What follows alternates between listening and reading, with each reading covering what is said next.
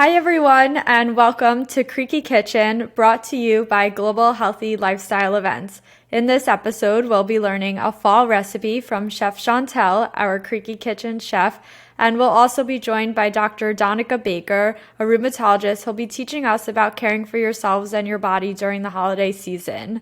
Don't forget to subscribe to our channel below to stay up to date on all of our episodes. And we went to Boston to go visit Chantelle in her kitchen and learn the recipe. So let's get cooking.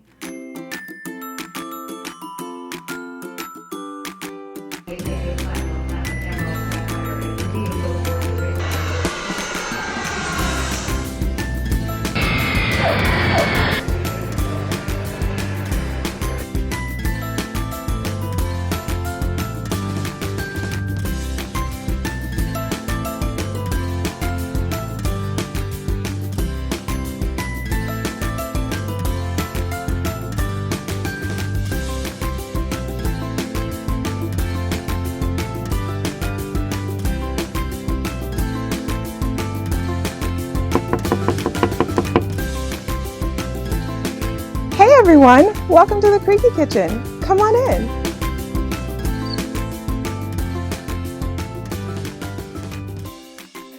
Hello everyone. Welcome back to Creaky Kitchen. As you guys can see, things are a little bit different here.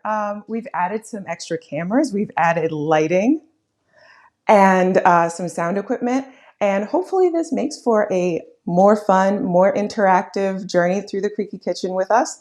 And we're looking forward to starting our recipe, which is going to be one of my favorite dishes. It's a simple black beans with rice and roasted acorn squash, something really good for fall. So we're going to get started very soon, and welcome to the new Creaky Kitchen.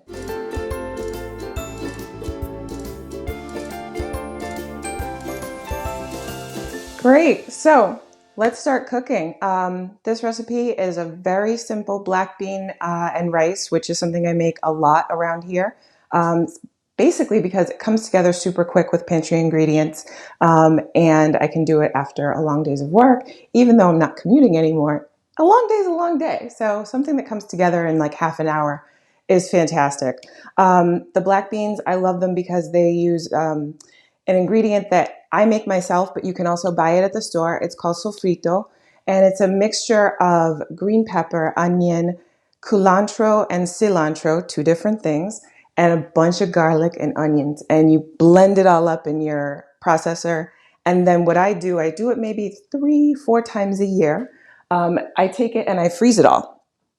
And I found these cool cube trays. Oops, and it'll drip all over the place because it's melting, but that's okay. These have silicone on the bottom, so you can just pop out a cube. And generally, a cube is good for just about any recipe, maybe 2, depending on how much you're cooking. This is great for soups, for stews, for your beans. Fantastic if you melt it down and rub it on any sort of poultry. Great for marinating like pork shoulders, everything. So this gets used a lot in our house. So right now there's 3 more trays of this, just like this in the freezer. So that's one thing that it's a little bit of a specialty item. You find it in the Latin aisle. Sometimes you can also find it in the freezer section. If you live anywhere near a Latin community, find someone to make it for you. It's really good. The other things we're going to be using, the other topping I'm going to be making is an acorn squash. So this is just your average fall acorn squash. These are kind of difficult to cut up. So what I do is hope I don't cut my finger. But there's also the option, a lot of time at the stores now, as we've discussed before, there's a lot of times that these things come already pre-cut. I know that at Trader Joe's they have year-round, they have squashes that are cut up. And sometimes they also have them just cut in half. So you can roast them, do it like a sweet way with a little bit of cinnamon, nutmeg, and sugar, butter. It's delicious.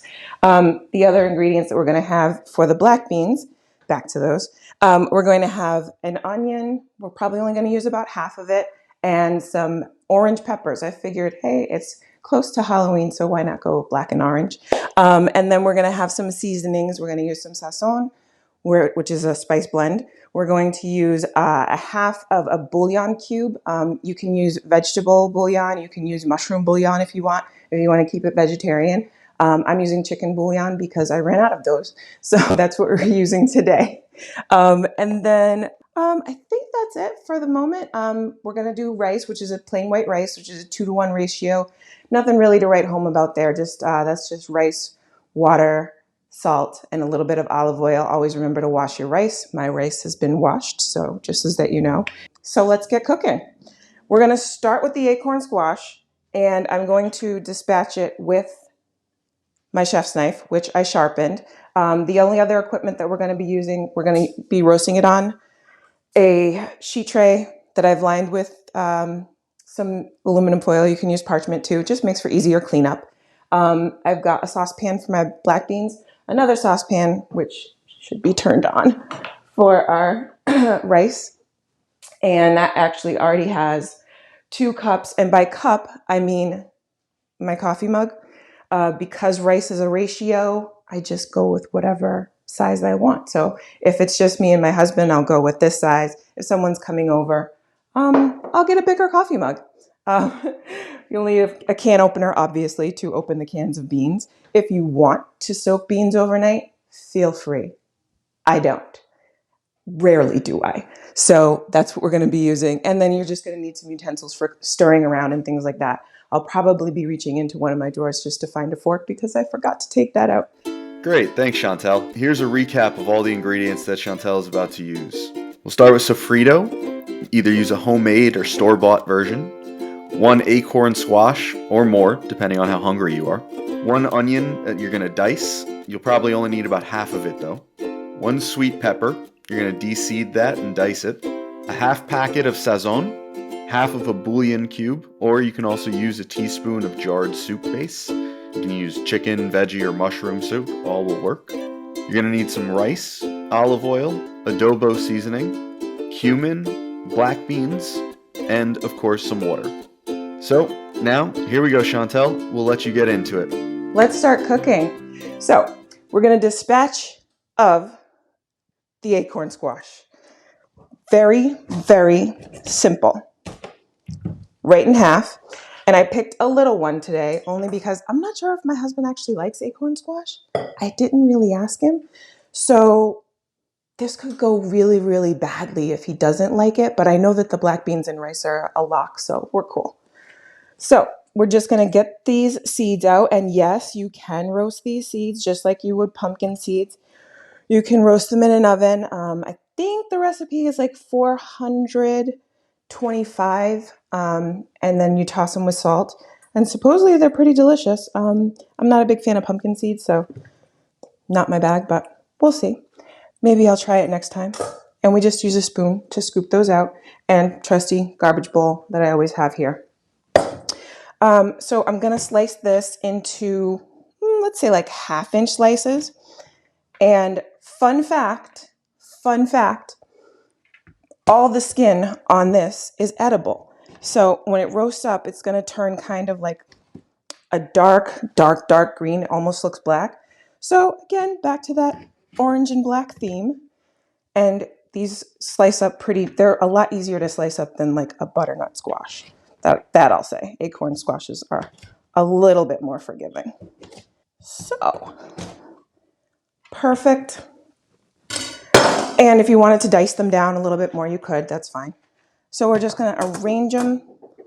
Let one fall on the floor, but that's okay. Just going to arrange them on our tray because we're going to be moving them around. And what I'm going to do, do I want that down? No, I want that. I'm going to be seasoning them first with a little bit of olive oil.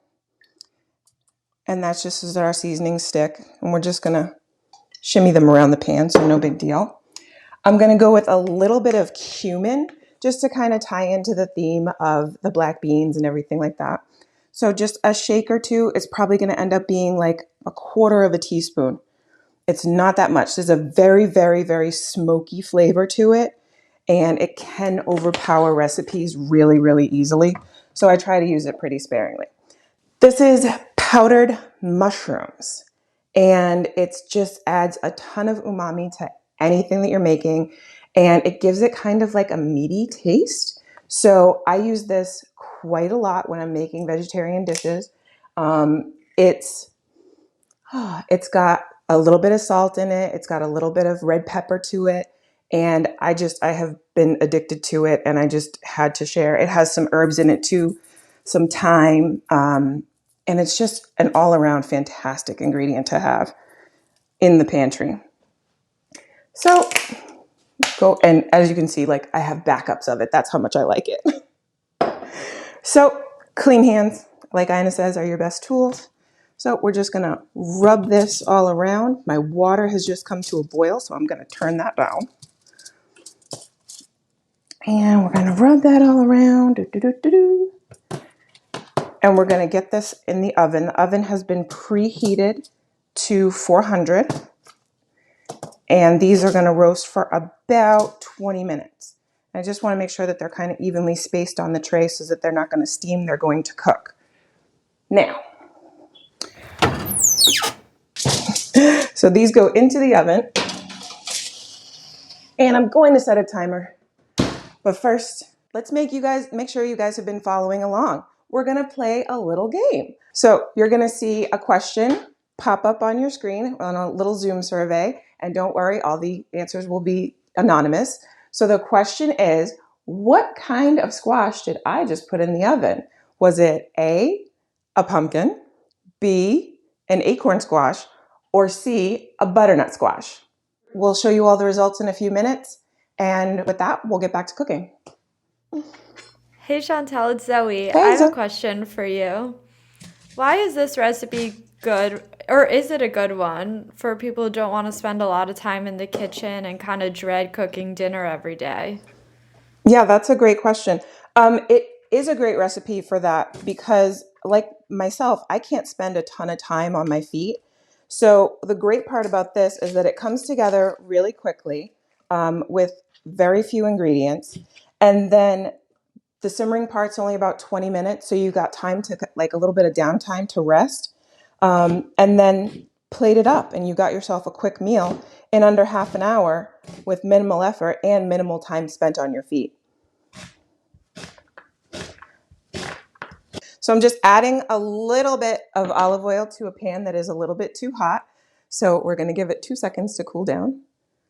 Actually, the easiest way to cool down a pan that's too hot is to add more oil to it and then pour it out. But with all this fancy new equipment here, I'm not walking around this kitchen with hot oil. That would be crazy.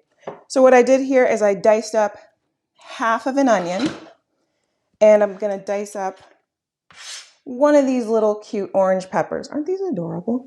And you can find these at your grocery store.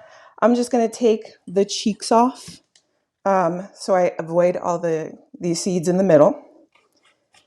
And yes, sofrito does have these ingredients in it, but it's nice to just have the variety and add the texture to the dish. Because, beans can be boring.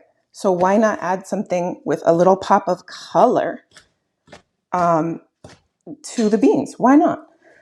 So I'm just doing a quick dice on these, and this is like a 1/4-inch dice or so. It's not perfect. Not having the best hand day today, I'll be honest with you guys. So that's the other thing that's great about this. If you don't have the best hands, you can omit this part and just use the sofrito. That's also an option because it does have these ingredients in it. But I'll do anything for Creaky Kitchen. All right, perfect. And hopefully my pan has calmed down a bit. It's a little aggressive. Much better. And if you might notice in the back here, I have a pot of water that's simmering. Ooh, that's hot. And that's why we have candles. I have a pot of water that's simmering. That's 2 cups of water. And I just need to add a little bit to it. So, okay, I'm going to use my food mover because it's a lot easier. This is like a bench scraper. And this is just going to get everything into the pan. Pretty much so all at once. And this is just going to saute for 2 to 3 minutes just so that it gets a little bit translucent.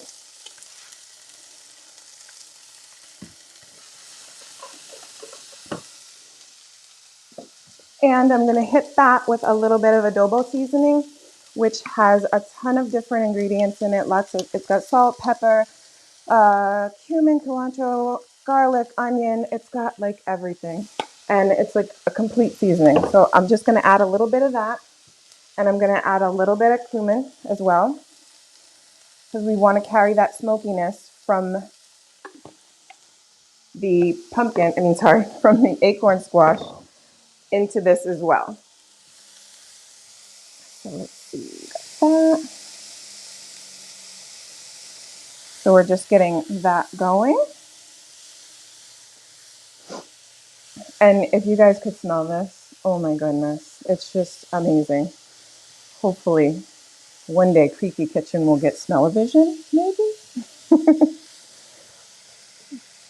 So I'm just keeping mind of my temperature so that I keep it adjusted correctly. Like I said, this was a little bit overheated. So I let it calm down a little bit, but I want to crank the heat back up a little bit so that we can get these onions nice and translucent. I'm also going to now add my sofrito. Like I said, I do it with these, but the last of the one that I got lazy and I just froze it in bags. So the last of that is here. And this is about a tablespoon and a half of sofrito. So it's like 1.5 cubes. So if you wanted to just use 2 cubes, you could. And we're just gonna saute all that together. When my water is boiling in the back here, it's going a little bit cuckoo. So I'm gonna salt it. Remember to use your dish towel so that we don't get burns. And I'm adding about a tablespoon of salt, more or less depending on what you like. And I'm gonna add in about a tablespoon also of olive oil. And like I said, I measure with a cup. So this is my rice. It is washed. And that's 2 cups of water in there. 1 cup of rice goes straight in. And then we grab a fork, which we forgot to earlier because, you know, this is live. We're gonna grab a fork and just stir it around. You gotta make sure you watch your rice because rice has a tendency to boil over. So whenever I make rice, I tend to stay in the kitchen, which is great that I have like a kitchen chair here that I can just chill on. So I stay here and make sure that once it comes back up to the boil, it doesn't boil over. Oh my God, this smells so good. So I'm just gonna let this come to a boil and then I'm gonna put it on the very, very lowest flame if you're lucky enough to have gas, or the lowest temperature for this burner, which is just a low simmer. And then that's gonna go for 20 minutes. And after the 20 minutes, I'm gonna cut the burner off and just let it hang out until everything else is ready. And then we'll just fluff it with a fork. At 20 minutes, it'll be done, but I like to give it a few extra just in case. You never know. Some days it's a little bit too humid in here and it'll end up being gummy, which you don't want. So our veggies are looking great and I can walk away from them for a second.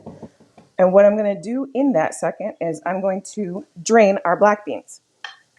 Now see, this is exactly what I was talking about. So you want to be there to pull that off and then turn it to low. So we're good. So we're just going to open up 2 cans of black beans and then these just need to be drained and rinsed. So as you can see, there's no sink here. The sink is around the corner. So I'm going to have to go around the corner to do the draining.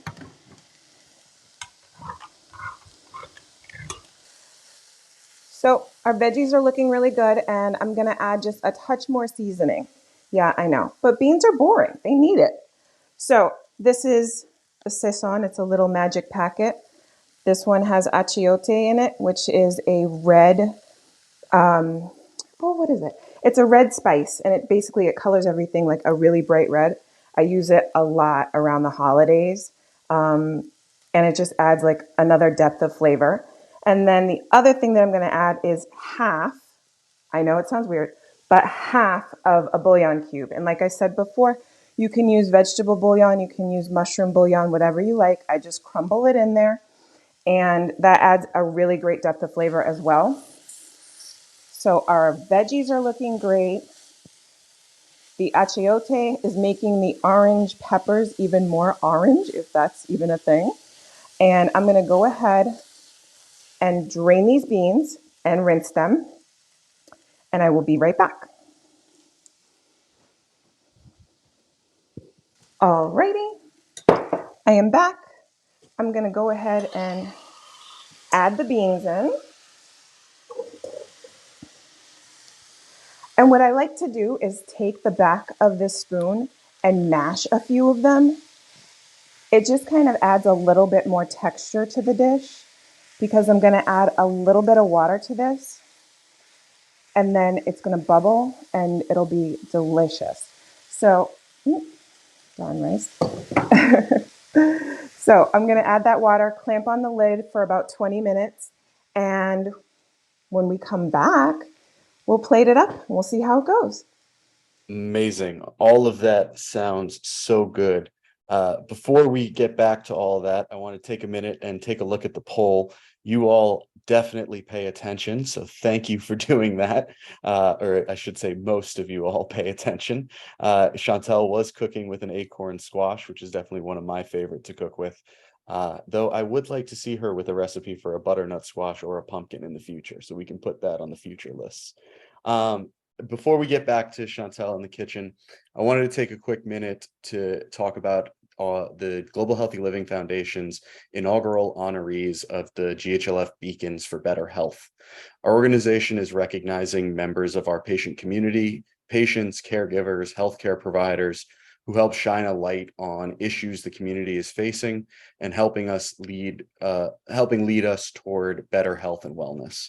We're very proud to work with these individuals and these beacons and provide them with the recognition that they so greatly deserve. For more information or to read more about their stories, visit the webpage link that's going to be posted in the chat or search for Beacons of Better Health online. We're very grateful for all of them and the work that they do. Now, let's get back to Chantelle's kitchen so Zoe and I can ask her a couple of questions before she gets going with her delicious recipe. Chantelle, while we wait for our recipe, I wanted to ask about what your plans are this holiday season. Great question. Strangely enough, I do just about the same thing every year.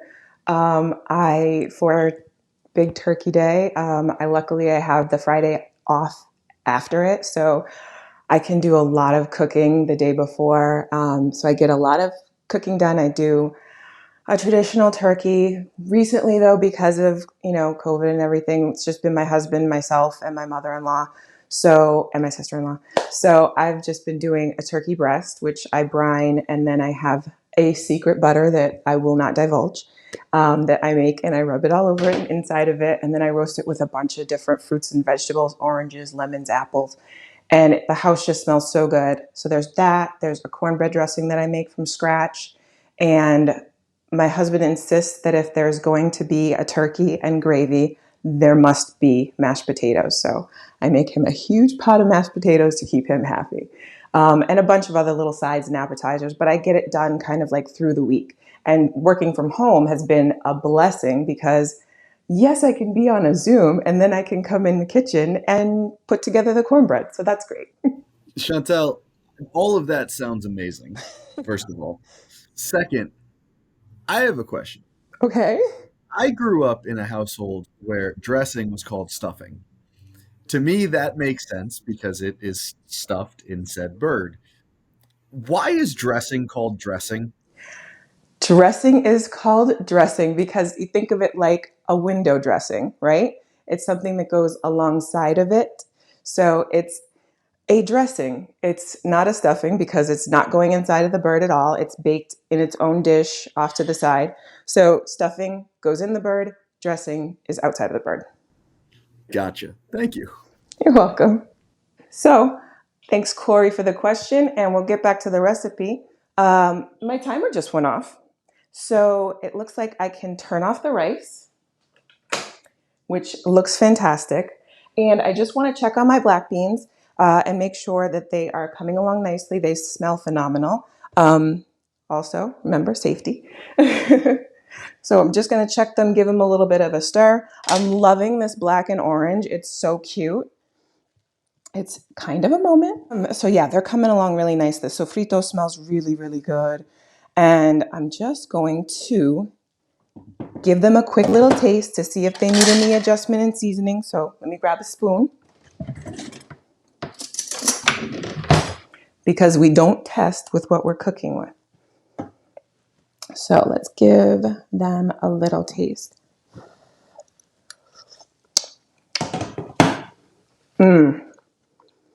Yeah, that's really going to be good. So I'm going to let these hang out for like another 10 minutes or so. They're on a super low flame. Yep, super low flame. And yeah, these are good. So I'll toss it back to you guys. Thank you, Chantelle. That is looking so delicious. And like you said, I wish we could smell that. Oh boy, I think I need to start cooking immediately when we get off here just so I can experience some of that. So before we turn it over to our guest, we have another survey coming up in anticipation of tonight.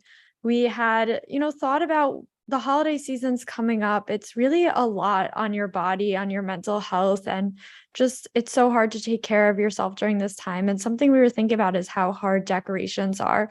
So we asked our community on social media, Facebook, Instagram, you guys know it all, about some of their best chronic illness friendly tips for decorating during the holidays.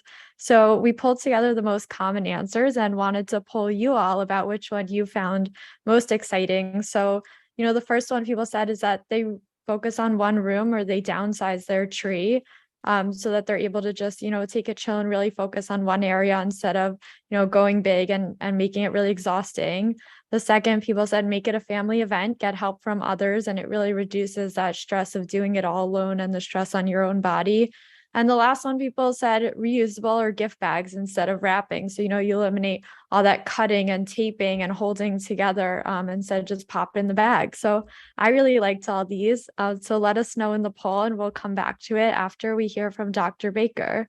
So without further ado, I'd like to introduce Dr. Baker. As I mentioned, she's a rheumatologist in the St. Louis area. I first connected with her a few months ago, and we just talked about, how much she loves writing and the roadmap she's made for people living with arthritis. And I thought, okay, you're talking so much about wellness. We have to have you on for Creaky Kitchen. And together we were thinking about how the holidays are coming up and what has she heard from her patients and advice that she could share with us tonight. So Dr. Baker, I'll turn it over to you. Thank you so much for joining us. Hi, everyone. Thank you so much for having me. So I have a lot of patients with rheumatoid arthritis, autoimmune diseases, and all sorts of different autoimmune diseases that can cause chronic pain and chronic fatigue. A lot of them say that if they overdo it during the holiday season by cooking for a large gathering and then cleaning a lot afterwards, they really feel it and will end up paying it for weeks or two afterwards. And so the idea is kind of how to minimize that while still enjoying gatherings and family events during the holiday season, which can be especially difficult for those living with chronic pain and fatigue.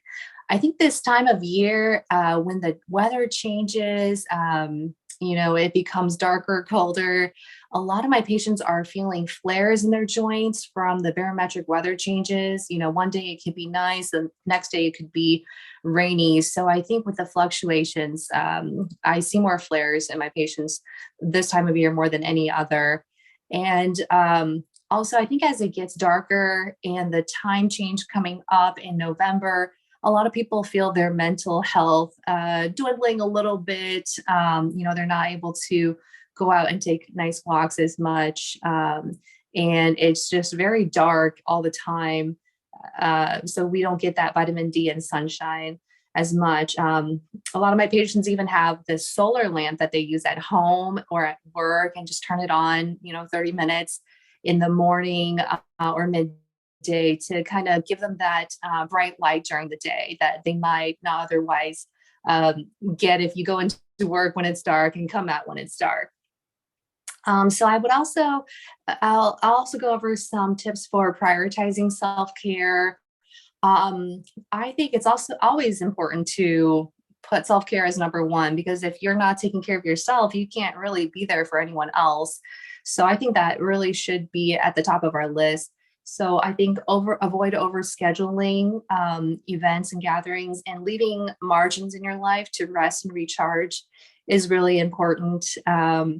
And not saying yes to too many things or obligations, maybe just one or two things or whatever you feel comfortable with a week, but not having so many things back to back that you don't have time for yourself or to recharge.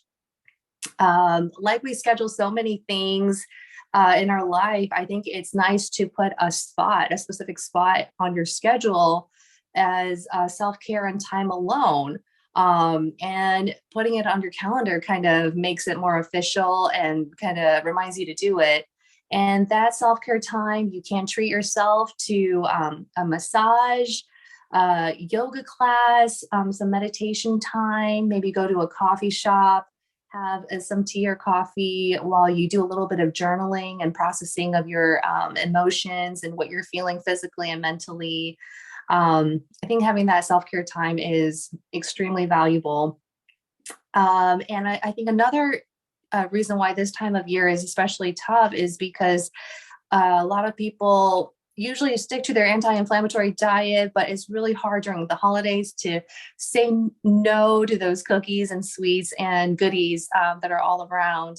And so for people who love baking and still love baked goods during the holiday season, I usually give tips such as substituting certain ingredients for the ingredients we usually use to keep it anti-inflammatory. So for example, instead of using wheat flour, maybe using an almond flour instead.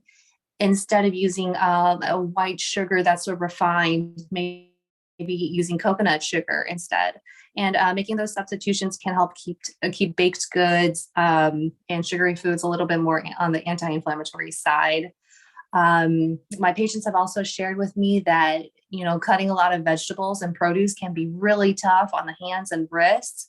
A lot of them actually buy pre-cut vegetables from the grocery store, the ones that come in the bags and containers. And that's kind of a shortcut to cutting up all those fruits, vegetables, and produce basically. And it kind of saves your joints a little bit during the holiday seasons when you're doing a lot of cooking and food preparation. And of course, giving yourself grace if you fall off track and nobody eats perfect or, exercises all the time. And so giving yourself permission to not be perfect and forgiving yourself if you feel like you're not sticking to your goals all the time. If you're going to be traveling, getting your medication refills ahead of time, making sure you have a good stock. If you have medications that require refrigeration, like some people are on biologics or specialty medications that require them to be cold, maybe prepare a cold pack ahead of time. And always letting, family and friends know what you're able to do and not able to do and how your arthritis affects you. So if your goal is to kind of stick to your anti-inflammatory diet during the holidays, ask them to maybe get on board with you with that, and help you to maintain those goals, and letting them know that maybe, you can, do one or two family events during the holiday season, but that you do need that time to rest and recharge by yourself. And I think letting them know ahead of time your limitations and boundaries can be really helpful as well. So with that, I will toss it back to Zoe. And thank you again for having me. Yeah, thank you so much. I think my favorite tip that you just mentioned is scheduling self-care in your calendar. I'm definitely going to do that. It sounds so obvious, but it's like almost groundbreaking. Like, of course, you should schedule time for yourself just as you would for everybody else. So thank you for the awesome tips. Thank you for having me. Awesome. Well, I think those survey results have been cooking long enough. Let's see. Okay, the one I voted for won. I promise I didn't rig it, but yeah, I love that idea of reusable or gift bags. If anybody else has any other ideas, definitely put them in the chat. Of course, nothing is actually a winner because it's really what's best for you and what works for you and your family. So I hope everyone has, an easy holiday season and uses some of the tips that Dr. Baker shared with us. In the meantime, it looks like Chantelle is done and ready to plate her delicious dish. So let's head back into her kitchen. So our recipe is complete. It smells amazing in here. I'm just going to go ahead and fluff up the rice, and we're going to serve it in a nice little shallow bowl so that all the juices can run together. It'll be delicious. So first thing we want to do is take the top off of our rice. Remember, safety. And we're going to fluff it with a fork. It just kind of aerates it, and this is done perfectly. I mean, 20 minutes, super simple, just water, rice, remember 2-to-1 ratio, salt and olive oil, and no clumps, none. So, perfect. I'm just gonna use this little spatula. I don't know why, but I usually use either a spatula or like a pie, like a cake turner to serve rice. I've done it since I was a kid. I don't know why. It just seems to work out better because it keeps it fluffy. The flat surface. And this plate, I think, is going to be for my husband because he's probably hungry by now. Unless someone else wants it. So we're going to do kind of a conservative plating. So that is our rice. We're going to keep the lid on it so that we keep it warm. And then our delicious black beans. And oh, if you guys could smell this, it's phenomenal. So we're going to go ahead and get some of those down onto the plate and get a little bit of the juice too, because that is where all the flavor is. And can you guys see all the cute little black and orange we've got going on there? Fantastic. We love it. We'll clean this up. And then I have the squash came out. Smells great. Roasted beautifully. And we're just going to lay a couple of pieces on top. Now, I wouldn't always serve this with squash. I would also do this with chicken, or you can do it with, sometimes I could do a fish with this as well. But it's a pretty simple recipe. You can adapt it to anything. And if you're not into serving it over rice, a great alternative is to make this in a slightly larger pot and add some stock to it. And you can make it into a black bean soup. If you want to puree it, you can go ahead and do that. But this is a great base for rice and beans as well as a soup. So it's kind of a two-for recipe. And there you guys have it. Take a look at that. Our black beans over white rice with spiced roasted acorn squash. Great dish for the fall. And thank you guys so much for coming back to Creaky Kitchen. I hope you enjoyed this recipe and you adapt it to your life, and we'll see you next time. Take care. Wow, that looked amazing. I know exactly what I will be making this weekend. Thank you so much, everyone, for joining. Thank you, Chantelle, for being who you are and for being our resident chef. And we look forward to having a couple more of these. We have another one next month and one after that in December. So keep an eye out for future invites to the next two Creaky Kitchen events brought to you by the Global Healthy Lifestyle events. And thank you again for being here, and have a great rest of your night.